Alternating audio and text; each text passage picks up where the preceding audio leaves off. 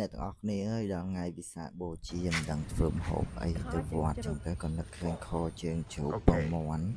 យកទៅប្រគេនលោកចឹងណាហើយខ្ញុំធៀមពងមាន់ហ្នឹងចូល100គ្រាប់ជាងពួកអីលោកនៅវត្តច្រើនអង្គដែរប្រហែលជាចូល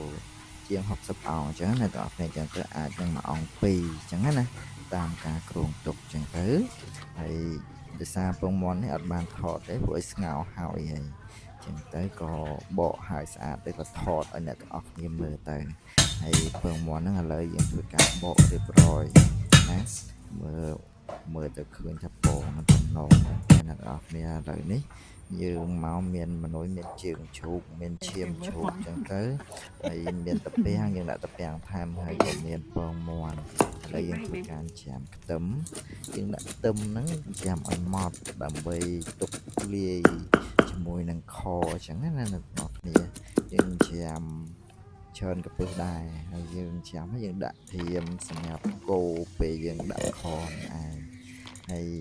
នេះជើងជ្រូករបស់យើងធ្វើការកាប់ជើងជ្រូកដោយសារជើងជ្រូកនេះទិញមកក៏ពិតឲ្យគេកាប់ស្រាប់ក៏បានដែរប៉ុន្តែចង់កាប់ឲ្យអ្នកទាំងអស់គ្នាបានឃើញអញ្ចឹងណាថាជើងជ្រូកមកគឺសុទ្ធក្នុងជើងជ្រូកច្រើនដែរអ្នកទាំងអស់គ្នាដូចជា4-5ដែរជើងជ្រូកនេះហើយធ្វើការកាត់ខ្លីៗឲ្យអ្នកទាំងអស់គ្នាមើលព្រោះអីជើងជ្រូកនេះដោយសារយើងអត់សូវមានជំនាញកាប់ដូចគេយើងកាប់សូវស្អាតទេអ្នកទាំងអស់គ្នាអើយអញ្ចឹងយើងធ្វើការកាប់ឲ្យស្អាតមកឲ្យរៀងតូចបន្តិចដោយសារលោកឆាន់ប៉ិនមាត់ឥឡូវយើងធ្វើការកាប់ហើយឥឡូវយើងធ្វើការហាន់ឈាមដើម្បីយកឈាមនេះទៅលាយជាមួយនឹងខរបស់យើងដើម្បីបង្កើននូវរសជាតិឆ្ងាញ់ហើយវាបង្កើននូវសម្រស់ផងដែរណាអ្នកនរគ្នានេះឃើញឈាមនឹងថ្មីល្អតំណហ្នឹងក៏ដាក់ចូល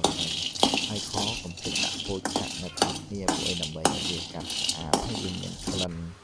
រសល្អផងហើយយើងមានម្រេចយើងមានស្លឹកក្រូចសើចហើយនេះខ្ទឹមយើងច្រាមហើយយើងមានពងមាន់អញ្ចឹងណាអ្នកនរគ្នាហើយយើងមានរំដេងកុំភ្លេចរំដេងហើយនឹងដុំស៊ុបខ្នុរឥឡូវម្ដាយខ្ញុំគាត់ធ្វើការកូរស្ករហើយស្ករហ្នឹងទៅតាមចំណូលចិត្តរបស់នេះបើសិនជាអ្នកអត់មានចូលចិត្តហ្នឹងយើងដាក់ចូលក្នុងសម្រាប់ខបងហើយនឹងគាត់ធ្វើដាក់ផ្អែមបន្តិចទេផ្អែមល្មមដោយសារពួកខ្ញុំអត់ធ្វើចូលចិត្តហូបស្ករច្រើនទេចឹងទៅយើងធ្វើការកូររហូតដល់ខ្លាយដូចជាហៅថាស្ករត្នោតណាចឹងទៅយើងធ្វើការដាក់ដេងចូលទៅហើយយើងធ្វើការដាក់ខ្ទឹមណាដោយសារដេងនេះយើងពុះចឹងទៅយើងដាក់ទៅអត់សូវឆ្ងាញ់ដោយសារភ្លេចទិញប៉ុន្តែយើងដាក់មានយើងស្ទឹងទៅហើយខ្ទឹមចូលកូរវាសោះចូលឲ្យវាចូលជាតិជាមួយនឹងខ្ទឹមមកវាឈ្ងុយខ្ញុំដល់គ្នាទៅអាចទៅចូលជ្រេងទៅដើម្បីកុំឲ្យខោហ្នឹងនេះចូលរបស់យើងហើយស្គាល់តែយើងដាក់ស្លឹកក្រូចទៅហើយយើងដាក់ពោចកាក់ចូលដើម្បីឲ្យពោចកាក់ហ្នឹងតែពិតពោចកាក់ហ្នឹងយើងលីងហើយណាឲ្យវាឈ្ងុយអញ្ចឹងណាហ្នឹងហើយអញ្ចឹងទៅហើយយើងធ្វើការកូរវាឲ្យសព្វចូលគ្នាអញ្ចឹងទៅដើម្បីឲ្យវាឈ្ងុយបង្កើននៅរសជាតិបន្ថែមទៀតអញ្ចឹងណាអ្នកនរអស់គ្នាហ្នឹងហើយបន្ថែមនៅរសជាតិហើយយើងកូរវាឲ្យសព្វចូលគ្នាយើងអាចនឹងធ្វើការថែមគ្រឿងតែម្ដងនេះហើយយើងដាក់ទឹកត្រីចូលទៅទឹកត្រីហ្នឹងរបស់យើងហ្នឹងយើងដាក់អាចនឹងដាក់2វែកអ្នកនរគ្នា2វែកសឡហ្នឹងតូចល្មមដែរទេ2វែកទៅហើយបងប្អូននេះយើងអាចធ្វើការដាក់ថែមទឹកស៊ីអ៊ីវដើម្បីឲ្យវាមានរសជាតិបន្ថែមម៉ែក្មេងខ្ញុំក៏ដាក់ទឹកស៊ីអ៊ីវតែខ្ញុំអត់បានថតទេដាក់ទឹកស៊ីអ៊ីវប្រហែលជាមួយវែកសឡហ្នឹងដែរហើយទឹកត្រីយើងដាក់2វែកចឹងទៅដោយសារយើងធ្វើច្រើនគ្រាន់តែសាច់ឈូកហ្នឹងប្រហែលជាចូល5-6 គីឡូហ្នឹងណាអ្នកនរគ្នាហ្នឹងហើយចឹងទៅយើងដាក់ទឹកត្រីហ្នឹង2វែកដើម្បីឲ្យមានរសជាតិបន្ថែមណាឲ្យវារសជាតិល្មមតែពួកខ្ញុំអត់សូវចិត្តផ្អែមអញ្ចឹងខ្ញុំដាក់ស្ករមកល្មមតែអានេះយើងដាក់ប្រេងខ្យងហ្នឹងមកវែកណាហ្នឹងហើយដោយសារចាក់វាអត់ចង់ចេញវាខាសដោយសារយើងដាក់ក្នុងទូទឹកកកចង់បញ្ជាក់ប្រាប់អ្នកនរគ្នាថារាល់របស់ប្រើប្រាស់ទាំងអស់គួរតែដាក់ក្នុងទូទឹកកកពេលយើងបើកកំហឹបហើយដើម្បីជៀសវាងការពារបកាការកើតជំងឺមហារីកអញ្ចឹងណាដូចទឹកត្រីទឹកស៊ីអ៊ីវឬក៏ដុំស៊ុប នេះเพลงខ្យងរបស់យើងនេះយើងអាចធ្វើការដាក់ក្នុងទូទឹកកកដើម្បីការពារបកាឆ្ងើមហារីកបើនៅទាំងអស់គ្នាអត់មានទេដាក់មកលុបអីតាមថៃទេឥឡូវយើងធ្វើការដាក់ដុំស៊ុបខ្នុរចូលយើងដាក់ម៉ែក្មេងយើងដាក់ដុំចឹងណាហើយកូរសពទៅកូររហូតដល់វាលាយចូលគ្នាសពនៅក្នុងហ្នឹងហើយយើងដាក់ម្រេចចូលទៅម្រេចរបស់យើងដើម្បីធម្មតាម្រេចជួយកាត់ឆ្អាបបន្ថែមទៀតហើយយើងដាក់អំបិលហើយជាមួយសភាណាមួយសភាកាហ្វេហើយយើងដាក់ប៊ីចេង2សភាកាហ្វេពួកអីយើងខធំមួយឆ្នាំងលេខ38ធំដែរអ្នកនរគ្នាចឹងណាហ្នឹងហើយចឹងទៅយើងធ្វើការដាក់ខនឹងចូលទៅហើយយើងដាក់ឥឡូវយើងធ្វើការដាក់សាច់ជ្រូកចូលប្រងចូលទៅហើយយើងកូរវាឲ្យសព្វដើម្បីឲ្យវាចូលជាតិណាគ្រឿងរបស់យើងដែលលាយហើយហ្នឹងណាយើងកូរទៅក្នុងសាច់ជ្រូកហ្នឹងកូរឲ្យសព្វហ្នឹងទៅយើងបង់ចូលឃើញថាតំណែងណាអ្នកនរគ្នាឃើញសាច់ពីយើងដាក់ហើយហ្នឹងគឺអូហូគឺថាតំណែងមែនតើនោះចង់ចកជើងឃើញដល់និយាយថាយើងចង់ហូបហ្មងអញ្ចឹងណាហ្នឹងហើយបន្តមកទៀតយើងពេលដែលយើងហើយអស់យើងនឹងរៀបចំធ្វើការកូរដោយសារនេះសាច់ជ្រូកវាច្រើនណាអ្នកទាំងអស់គ្នាយើងធ្វើការដាក់សាច់ជ្រូកផងហើយឈាមយើងទុកដាក់ពេលក្រោយដោយសារខ្លាចវាបែកអញ្ចឹងណាយើងដាក់តែសាច់ជ្រូកសិនទេបន្តមកទៀតយើងធ្វើការកូរវាយើងធ្វើការកូរឲ្យវារលាយសព្វណារលាយសព្វទៅក្នុងឆ្នាំងហ្នឹងទៅហ្នឹងហើយឲ្យវាចូលគ្រឿងចូលជាតិគ្នាអញ្ចឹងណាអ្នកនរគ្នាហ្នឹងហើយពេលដែលយើងកូរលាយចូលគ្នាសព្វអញ្ចឹងយើងអាចធ្វើការដោយសារម៉ែគាត់ភ្លេចដាក់នេះរ៉ូឌីក៏ពិតគាត់ត្រូវដាក់រ៉ូឌី2សភាបាយដើម្បីឲ្យវារៀងប្រៃក៏ពិតកូរពីដំបូងក៏បានដែរអ្នកនរគ្នាតែគាត់ភ្លេចអញ្ចឹងទៅគាត់ក៏ដាក់ខើអីអញ្ចឹងទៅអ្នកនរគ្នាហ្នឹងហើយឥឡូវហ្នឹងយើងធ្វើការដាក់រ៉ូឌីបន្ថែមដោយសារភ្លេចដាក់ហ្នឹងហើយក៏ពិតយើងកូរឲ្យហើយយើងដាក់រ៉ូឌីឲ្យទៅតែគាត់ភ្លេចអញ្ចឹងទៅគាត់ដាក់ខើអីហ្នឹងណានេះយើងធ្វើការកូរហើយពិបាកកូរអ្នកនរគ្នាដោយសារសាច់យើងវាច្រើនចឹងទៅឆ្នាំងវារៀងតូចឆ្នាំងលេខ38ហ្នឹងវារៀងស្ទើរណាទាំងអស់គ្នាចឹងទៅយើងរៀងពិបាកកូរបន្តិចអញ្ចឹងតិចទៀតម៉ែក្មេងខ្ញុំគាត់ធ្វើការលើកអលាក់វាអញ្ចឹងណាគាត់លើកអលាក់អញ្ចឹងទៅដើម្បីវាចូលវាដោយសារវាពិបាកកូរពេកវាសាច់វាច្រើនហើយវាជ្រៅអញ្ចឹងណាហ្នឹងហើយគាត់លើកអលាក់ទៅដើម្បីឲ្យវាចូលជាតិចូលហើយចឹងទៅដោយសារខ្លាចខ្លោចជាងធ្វើការដាក់ទឹកថែមអញ្ចឹងណាយើងអាចធ្វើការដាក់ទឹកដោយសារនេះខ្ញុំដាក់ទឹក3កែវនឹងឯងដាក់ទឹកដើម្បីឲ្យវាកុំឲ្យវាខ្លោចអញ្ចឹងណាហើយយើងបង្រាស់វាបង្រាស់យូរដែរអ្នកនរគ្នាហ្នឹងហើយយើងដាក់ធ្វើការដាក់តាពាំងចូលតាពាំងហ្នឹងក៏ជាងត្រូវបង្រាស់ដែរអញ្ចឹងណាយើងបង្រាស់ហើយ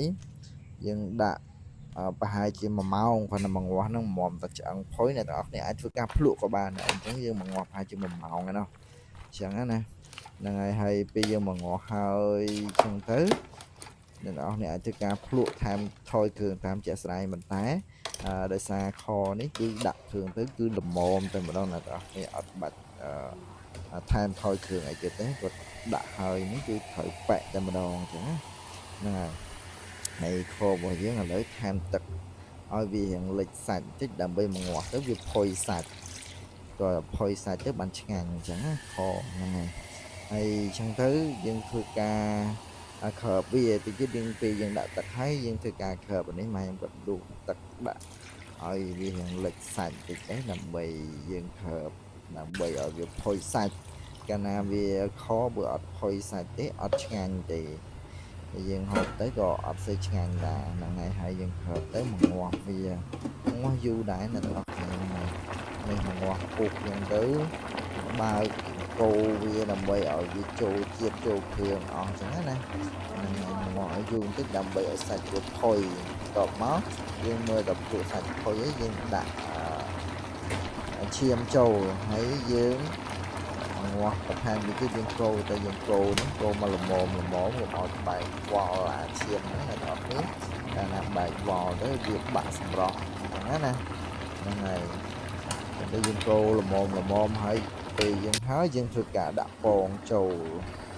ហើយយើងធ្វើការដាក់ពងអ្នកនរគ្នាអើយពងនេះតំណងខ្លាំងណាស់ ចឹងទៅយើងធ្លាប់ទៅហូបធម្មតាក៏ឆ្ងាញ់ដែរពេលធ្វើខហ្នឹងកាន់តែឆ្ងាញ់បន្ថែមទៀតចឹងណាអ្នកនរគ្នាហ្នឹងហើយចឹងទៅយើងធ្វើការដាក់អស់ទៅដោយសារឆ្នាំងនេះវាតូចហើយចឹងទៅខ្ញុំក៏ដាក់មកល្មមហើយយើងធ្វើការម្លែកឆ្នាំងអ្នកនរគ្នាដាក់2ឆ្នាំងតែខ្ញុំមិនបានថតបាត់ឆ្នាំងមួយទៀតទេយើងដាក់តែមកល្មមទេហើយចឹងទៅយើងធ្វើការដាក់គោឲ្យសពចឹងណាហើយចឹងទៅខ្ញុំម្លែកខ្ញុំយកឆ្នាំងនេះមកក្រោមដោយសារខ្ញុំម្លែកនោះអ្នកនរនេះឃើញឆ្នាំងមួយចំហៀងទៀតដែលខ្ញុំអត់បានថតទេចឹងណាហ្នឹងហើយយើងធ្វើការម្លែកដាក់មកឆ្នាំងវាទៅដើម្បីឲ្យស្រួលកូរវាស្រួលវាចូលគ្រឿងសពទៅក្នុងឆ្នាំងអញ្ចឹងណាហ្នឹងហើយឥឡូវរៀបរយហើយម្ហូបរបស់យើងនេះគឺឆ្អិនណាអាចយកទៅវត្តបានហើយប៉ុន្តែឃើញថាតំណងខ្លាំងមែនតើបងប្អូនអរគ្នាហ្នឹងហើយអញ្ចឹងទៅយើងមកងាស់ឥឡូវមើលសាច់អីឆ្អិនអស់ហើយរៀបរយហើយយើងត្រៀមនេះយើងလှော်ពីល្ងាចឲ្យហើយអញ្ចឹងណានេះអានេះយើងយកទៅដល់វត្តហើយអ្នកនរគ្នាបើកកំហើបមកហើយយើងធ្វើការដាំបាយហ្នឹងឃើញមួយឆ្នាំងធំហើយក៏សម្រូបប៉និតដើម្បីធ្វើការប្រគេនព្រះសង្ឃមានទឹកអានេះគេមានភ្ញៀវបន្ថែមមានប្រវត្តិសាស្ត្រនេះយើងធ្វើការដួសម្រែកដាក់តាមថាសនីមួយៗអញ្ចឹងណាអ្នកនរគ្នាតែខ្ញុំមិនបានថតឲ្យសកម្មភាពយើងយកទៅដាក់តាមថាសទេដោយសារវាបបួលវាហត់គេហ្នឹងមនុស្សក៏វាច្រើនថែមទៀតអញ្ចឹងណាទៅក៏អត់បានទេថតបានតែសកម្មភាពកន្លែងដួសខនឹងដាក់នៅក្នុងឆ្នាំងដើម្បីធៀមចិត្តទៅដាក់តុកលោកមួយមួយអង្គអញ្ចឹងទៅមិនមួយអង្គឯមួយតុកហ្នឹងអាចនឹង3អង្គអីចឹងតែគាត់យើងដាក់ឆ្នាំងអញ្ចឹងណាអ្នកនរគ្នាហើយយើងយកទៅប្រគេនហ្នឹងគឺនៅក្នុងវត្តវិសុទ្ធមគ្គអ្នកនរគ្នាហើយយើងរៀបចំដាក់ហ្នឹងមកសន្ទុះធំណាស់ហើយគេក៏មានផ្អែមមានចម្អាបអីបន្ថែមនេះខ្ញុំថតហ្នឹងគេមានមកមានច្រើនភេសជ្ជៈមានផ្អែមចាអាបអីមកថែមទៀតមានទឹកមានអីខ្ញុំថតឲ្យបងប្អូនទាំងអស់គ្នាមើលទៅឃើញតំណើអញ្ចឹងណាអ្នកទាំងអស់គ្នាឥឡូវនេះលោកក៏បាននិមន្តមកដល់ហើយបងប្អូនទាំងអស់គ្នាហើយក៏សូមត្រេកអរអនុមោទនាបុណ្យផងក្នុងថ្ងៃវិសាខបូជាយើងធ្វើការប្រគេនចង្ហាន់ថ្វាយចំពោះព្រះសម្មាសម្ពុទ្ធផងហើយក៏មានថ្វាយប្រសងផងហើយមហូបសងក៏បានទៅយាយតាផងដែរហើយខ្ញុំមានប៉ុណ្ណឹងហើយកុំភ្លេចជួយចុច like subscribe នៅ channel របស់ខ្ញុំផងសូមអរគុណសូមជម្រាបលាបាទ